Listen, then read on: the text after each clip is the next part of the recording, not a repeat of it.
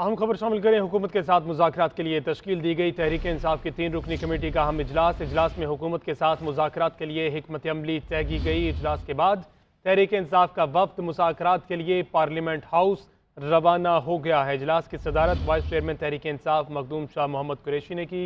आज शाह महमूद कुरैशी के साथ साथ फवाद चौधरी और सेनेटर अली जफ़र भी इस कमेटी में शामिल है। इजलास में हुकूमत के साथ मुज़ाकरात के लिए हिकमत अमली तय की गई है। इजलास के बाद तहरीक इंसाफ का वफ्द मुज़ाकरात के लिए पार्लियामेंट हाउस रवाना हो गया है। हुकूमत के साथ मुज़ाकरात के लिए तश्कील दी गई तहरीक इंसाफ की 3 रुकनी कमेटी ने अहम इजलास किया है। इजलास में हुकूमत के साथ मुज़ाकरात के लिए हिकमत अमली भी तय की गई है। इजलास के बाद तहरीक इंसाफ का वफ्द मुज़ाकरात के लिए पार्लियामेंट हाउस रवाना हो गया है और ये इजलास 6 बजे का वक्त दिया गया था इस इजलास के लिए, जो कि पार्लियामेंट हाउस में होना था।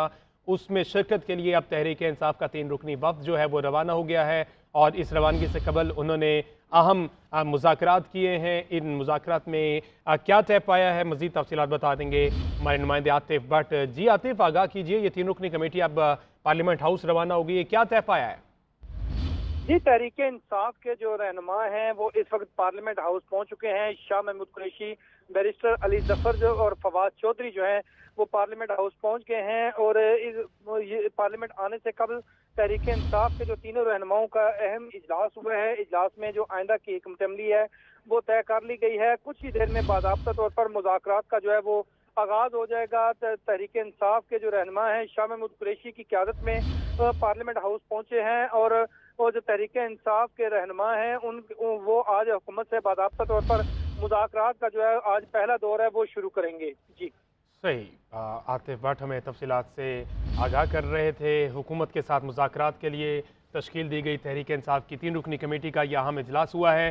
सीनियर तज्ज़ियाकार आरिफ हमीद भट्टी साहब ने ज्वाइन किया। भट्टी साहब, बहुत शुक्रिया आपके वक्त का। भट्टी साहब, बिल आखिर तहरीक इंसाफ जो है वो मुज़ाकरात के लिए मान गई है और अब उन्होंने आपस में मुज़ाकरात किए, मुशावरत की और अब पार्लियामेंट रवाना हो गए हैं।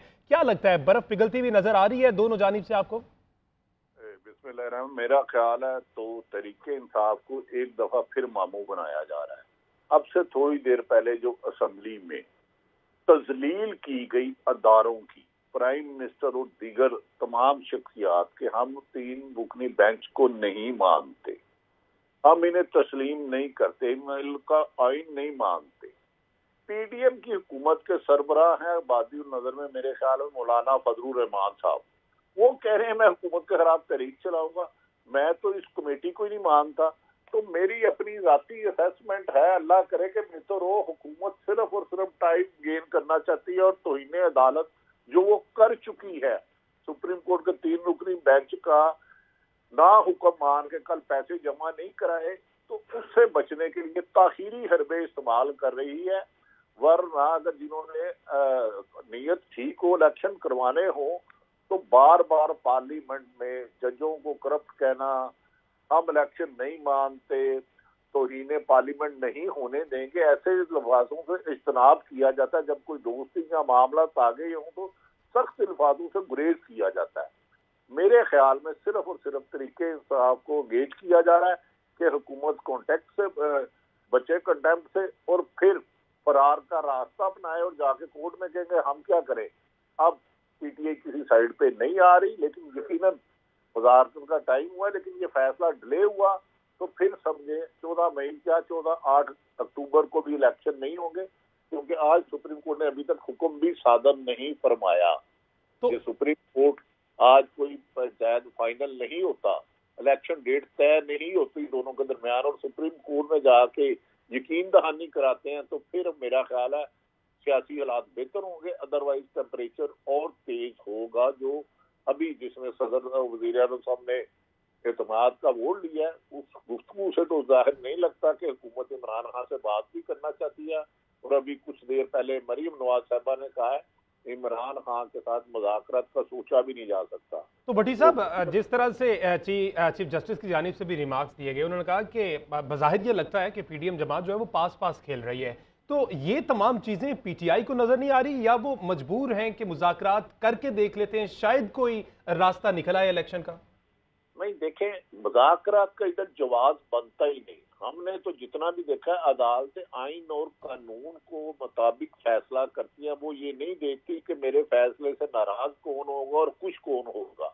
پی ڈی ایم سپریم کورٹ سے اور پی ٹی آئی سے، دونوں سے سمیع اللہ کلیم اللہ کہہ رہی ہیں کہ گیند آپس میں کھلائے جا رہے ہیں کہ الیکشن کی طرف نہ جانا پڑے۔ لیکن سمپل بات ہے، آئین کہتا ہے 90 دن میں الیکشن کرانا ہے، تو بھائی اگر ڈیلے کیا تو اس کی ذمہ دار حکومت اور الیکشن کمیشن ان دونوں کے خلاف توہین عدالت دے، انہیں نااہل کرے اور جو آئین کہتا ہے اس کے مطابق کریں۔ پارلیمنٹ یہ 2 گھنٹے مذاکرات کرتے ہیں تو نتیجہ پھر کچھ نہیں نکلتا، تو پھر بھی تو سپریم کورٹ نے ہی فیصلہ کرنا ہے۔ تو یہ روایت اچھی نہیں رہی کہ آپ آئین اور قانونی فیصلے سیاسی جماعتوں میں فٹ بال کی طرح پھینکے اور وہ آپس میں کھیلتا رہے۔ اس سے عوام بھی بہام کا شکار ہے، اور میرا خیال ہے حکومت کی جو ان سائڈ سٹوری ہے کہ وہ جب تک عمران خان کو سیاست سے آؤٹ نہیں کرتے اس وقت تک الیکشن سے فرار کے لیے تمام ممکنہ اقدامات کریں گے، چاہے وہ آئینی ہو چاہے غیر آئینی۔ بٹ صاحب، توہین عدالت کی بات کی آپ نے کہ توہین عدالت کی کارروائی اس پر ہونی چاہیے، لیکن کہیں نہ کہیں یہ بھی لگ رہا ہے کہ عدالت ابھی اس چیز کو اوائڈ کر رہی، کیونکہ یہ راستہ بھی عدالت نے ہی واد نظر میں دیا ہے کہ آپ مذاکرات کریں، سیاسی جماعتیں سمجھدار ہیں، دونوں جو فریق ہیں آپس میں مذاکرات کریں اور پھر کسی نہ کسی نتیجے پر پہنچیں۔ دیکھیں، سیاسی جماعتیں اگر سمجھدار ہوتی تو پھر عمران خان پر 144 مقدمات نہ ہوتے، عمران خان پر قاتلانہ حملہ نہ ہوتا۔ خود حکومتی تمام لیڈروں نے، پی ڈی ایم نے کہا تھا کہ آپ الیکشن پنجاب اور کے پی کے اسمبلیاں تحلیل کر دیں، ہم الیکشن کرا دیں گے۔ تو جب متنازع بات ہو جائے، جھگڑا ہو جائے، کوئی تصفیہ نہ ہو سکے، اسی لیے سپریم کورٹ جایا جاتا ہے کہ عدالتوں کا فائنل حکم ہوتا ہے، ان کی ورڈنگ فائنل ہوتی ہے۔ تو اگر وہ آپس میں حکومت نہیں کر سکی یا اپوزیشن پی ٹی آئی میں کوئی نہیں ہو سکا نقطے پر اتفاق، اسی لیے عدالت گئی ہے۔ اگر پھر عدالت نے ان کے پاس بھیجنا ہے تو وہ پہلے انہوں نے کہا تھا کہ جی ہم 90 دن میں الیکشن کرائیں، آج اسمبلی توڑو، تو میرا خیال ہے یہ ٹائم گین کیا جا رہا ہے۔ لیکن اینڈ آف دی ڈے مجھے تو ایک سپریم کورٹ امید کی کرن لگ رہی ہے جہاں سے اچھی خبر آ سکتی ہے عوام کے لیے۔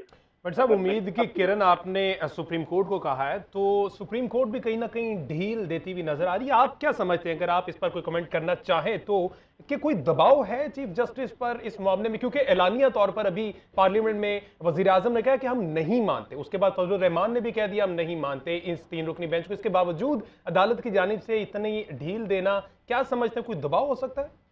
دیکھیں، میں تو دباؤ طالب علم و صحافت کا نہیں کہہ سکتا، لیکن جس طرح چیف جسٹس کی ساز صاحبہ کی ویڈیو وائرل کروائی گئی ہوئی نہیں، کس نے کی وہ ریکارڈنگ؟ آخر کوئی تو ہے۔ پھر ساکہ نثار صاحب کی گئی۔